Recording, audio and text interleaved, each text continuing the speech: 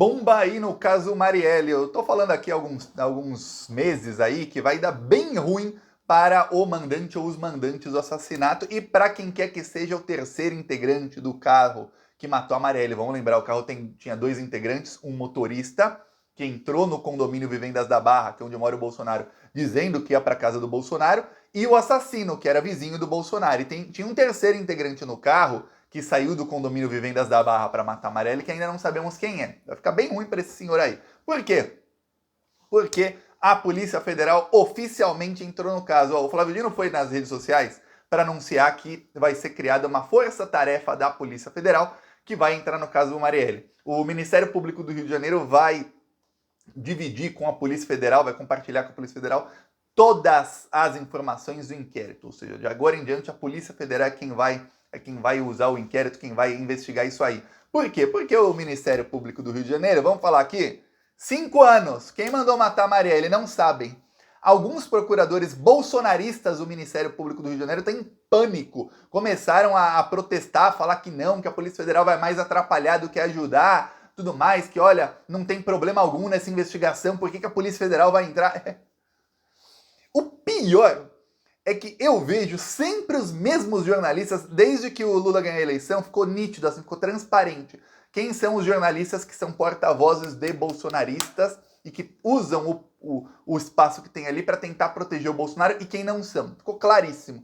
Esses jornalistas dando aí a versão dos procuradores do Ministério Público do Rio de Janeiro, sem fazer nenhum contraponto, de que, olha, não teve problema nenhum nesses 5 anos no caso, o caso está sendo conduzido com toda a normalidade do mundo, não tem motivo algum para a Polícia Federal entrar no caso. O que o Flávio Dino quer é revanchismo, dizem alguns promotores, ouvidos em off, numa matéria do Metrópole. Em off. Não tem nome o promotor ou a promotora. Nem sabemos se existe o promotor ou a promotora. Diz o jornalista aí do Metrópolis que existem. Ouviu em off. Não dá nome. Aí é o Flávio Dino, revanchista. Não tem problema nenhum no caso. Comenta aí você que está assistindo o vídeo. 5 anos. Ninguém sabe quem matou a Marielle. Trocaram 5 vezes o delegado do caso. Equipe de investigação, trocou a chefia da equipe de investigação 4 ou 5 vezes. Os promotores no caso, são 8 promotores na equipe do caso, já passaram mais de 30 pelo caso.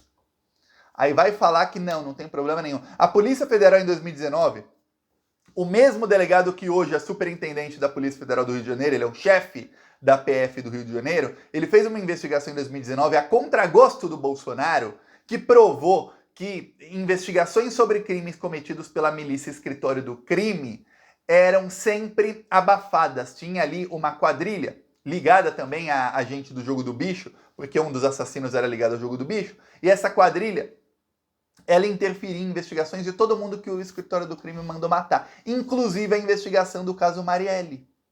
Foi inclusive nessa investigação que prenderam um monte de membro daquela quadrilha, que vamos lembrar, essa milícia Escritório do Crime, que era do Adriano da Nóbrega, amigo pessoal, era amigo pessoal do Flávio e do Jair Bolsonaro. Essa milícia matava pessoas, o nome é bem didático, né? Escritório do Crime. Que é um crime? Vai no Escritório do Crime que eles fazem o crime para você. Você encomenda, eles fazem. Tá, essa quadrilha, eles também influenciavam na polícia, porque eram milicianos, alguns eram da ativa.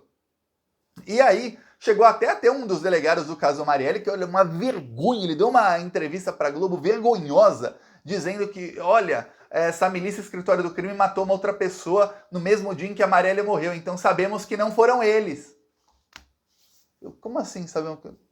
Eles não, uma milícia com mais de 20 assassinos não pode matar 2 pessoas na mesma noite? Aí eu fiquei assim, pô, esse delegado tem coisa errada aí. Aí depois a investigação provando que, olha, eles interferiam na investigação. Aí vem os membros do Ministério Público falando, não tem nada errado com o caso. Como assim, meu? Põe um narizinho de palhaço aqui. E fala em off no Metrópole, você nem sabe quem é o membro do Ministério Público. Ok, o Flávio Dino usou uma lei, e olha como a imprensa é. Tem uma lei que foi criada em 2002, que se um caso é provado que teve ali motivação política, o caso pode ser investigado pela Polícia Federal sem precisar de uma federalização. A Polícia Federal entra no caso e não tem conversa. É caso político, vamos entrar no caso. Então o Flávio Dino usou essa lei. E a Polícia Federal entrou sem que o caso seja federalizado. Aí a grande mídia vai lá e fala, olha, essa lei foi criada lá na época do caso Celso Daniel. Aí eles começam a lembrar do caso Celso Daniel para começar a fazer aquilo que entra no imaginário do bolsonarista. Olha o Celso Daniel, aí juntar com aquela fake news. Essa é a grande mídia aí que tem. Isso é matéria sobre isso na Veja, saiu na CNN, várias, ligando uma coisa, não tem nada a ver uma coisa com a outra. A lei é usada todos os dias. É usada várias vezes pela Polícia Federal, já tem vários casos aqui, nem sabia de quando era a lei. Quando a lei passa a ser usada para investigar um caso que vai diretamente na família Bolsonaro, aí, Celso Daniel, aí a mídia lembra de Celso Daniel. Tá, aí o Flávio Dino colocou, a bomba do Flávio Dino. O Flávio Dino escolheu o delegado a dedo. Vamos lembrar, o superintendente da Polícia Federal do Rio de Janeiro, que é quem chefia a Polícia Federal, é um delegado que tinha já investigado não só o caso Marielle, mas tinha investigado também o Flávio Bolsonaro e tinha investigado ali algum tipo de tentativa não, teve mesmo, no caso Marielle, de interferência, tá. E aí ele e o Flávio Dino escolheram um delegado que foi o delegado que prendeu o Daniel Silveira. Quem manda prender o Daniel Silveira foi o Alexandre de Moraes. Mas quando o ministro do STF manda prender alguém, o que acontece? A ordem vai ali para um local de ordens da Polícia Federal. A Polícia Federal recebe a ordem. Opa, tem que prender alguém. Quem? Fulano. Onde ele tá? Rio de Janeiro. Aí vai para a divisão de captura. A divisão de captura fala, fulano tá onde? Tá lá? Tem uma informação que tá lá. Manda. Aí vai para a superintendência, aí vai para o delegado. Aí um delegado tem que fazer a operação. Uma operação é feita, né? Assim automático, vamos prender o fulano. Vamos. Saem uns policiais aleatórios no carro e vão prender. Não. Um delegado vai lá, estuda onde está a pessoa. Isso é feito em poucas horas. E aí, eles têm já procedimento de tudo. Define quem são os policiais, quando vai ser, horário, tudo mais. Esse é o delegado que fez a operação. E quando ele fez a operação para prender o Daniel Silveira, a primeira vez, não foi agora, essa semana não. Foi da primeira vez que ele foi preso, em 2021, ele percebeu o seguinte, o Daniel Silveira mora em Petrópolis, no Rio de Janeiro, que ali onde ele mora, tinha um muro da casa do Daniel Silveira, que o muro tinha quase 2 metros, mas que era pulável. Então ele deixou uma equipe de policiais atrás desse muro. Aí sabe o que aconteceu? Entrou a Polícia Federal na casa do Daniel Silveira por um lado, o covardão, bombadão, musculoso saiu por outro lado. Na hora que ele pulou o muro, ele caiu do outro lado, aconteceu? Deu de cara com um carro da Polícia Federal. Se ferrou, foi preso o Daniel Silveira. É um delegado que já sabe as manhas aí dos fascistas covardes. Covardão, na hora de ameaçar de morte, falar que ia matar os ministros, tava lá, aí ele tava todo pimpão, todo bonzão. Aí na hora que chegou a Polícia Federal, ele pulou o muro, deu de cara com a Polícia Federal, se ferrou. Então esse delegado é o delegado que estará no caso Marielle, quer dizer, não é um cara bobo não, um cara bem esperto. Tem gente do entorno do Flávio Dino, eu li também matérias de jornalistas dizendo o seguinte, jornalistas aí que dizem ter fontes, que pessoas em torno do Flávio Dino dizem o Flávio Dino deve ter convicção de quem é o mandante do caso.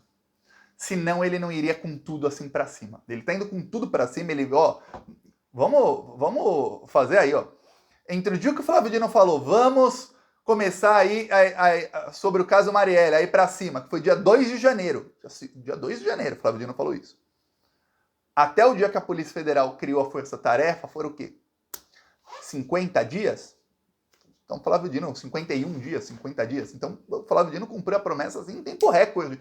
Num caso que estava há 5 anos, o cara em 50 dias já conseguiu driblar o problema da federalização. Ele articulou diretamente com o governador e com o Procurador-Geral de Justiça do Rio de Janeiro, articulou com todo mundo, criou a Força-Tarefa, vai conseguir ter acesso a todos os dados, a Polícia Federal vai poder fazer operações sem precisar pedir autorização para a Polícia Civil do Rio de Janeiro, ou seja, não tem como vazar para alguém, porque o medo de quem quer que a investigação seja feita é o seguinte, se a investigação está na Polícia Civil do Rio de Janeiro e no Ministério Público do Rio de Janeiro, onde a Polícia Civil está cheia de miliciano, o Ministério Público está cheio de bolsominion. Eles trabalham em conjunto, muitos deles. Vai vazar. Quando estiver chegando perto da quadrilha, vai acabar vazando para eles.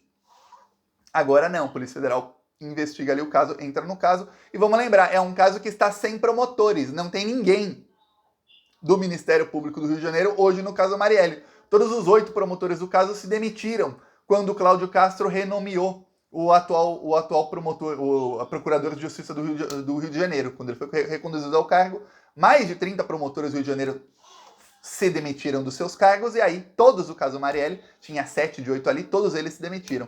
E aí, pronto, fica o caso sem ninguém. Aí promotores em off falam pra mídia, não tem problema no caso. Pô, 5 anos, vocês não acharam o mandante e o caso está sem promotores hoje.